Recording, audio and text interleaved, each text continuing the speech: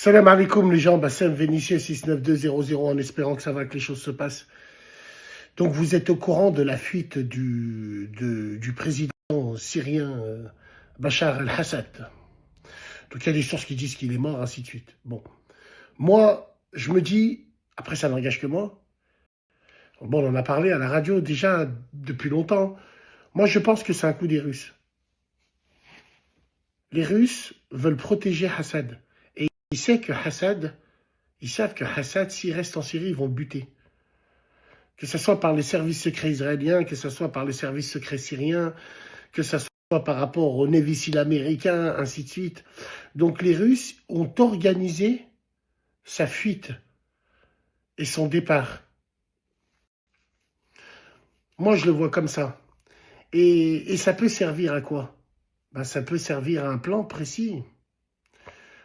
L'expansion d'Israël, on peut le voir comme ça aussi.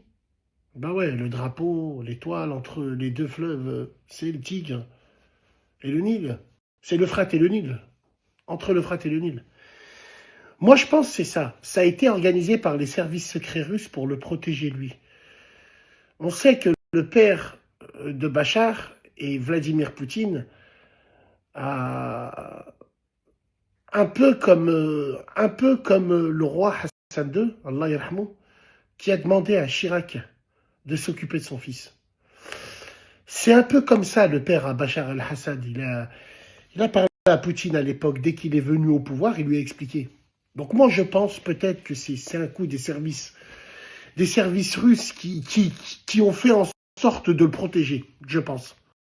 Et la première annonce qui a été faite justement pour le protéger, c'est ne plus le protéger aux yeux de tout le monde. La Russie se retire de la protection de la Syrie. C'est à double tranchant. Non seulement on va sauver Bachar, et on va tenir la parole donnée à son père, mais en plus, nous, Russes, on va rentrer dans ces terres du Moyen-Orient, et peut-être on va pouvoir se racheter une conduite, ou peut-être qu'avec la Syrie, les Européens seront obligés de négocier avec les Russes. Donc c'est jackpot pour les Ruskov. Je le vois comme ça.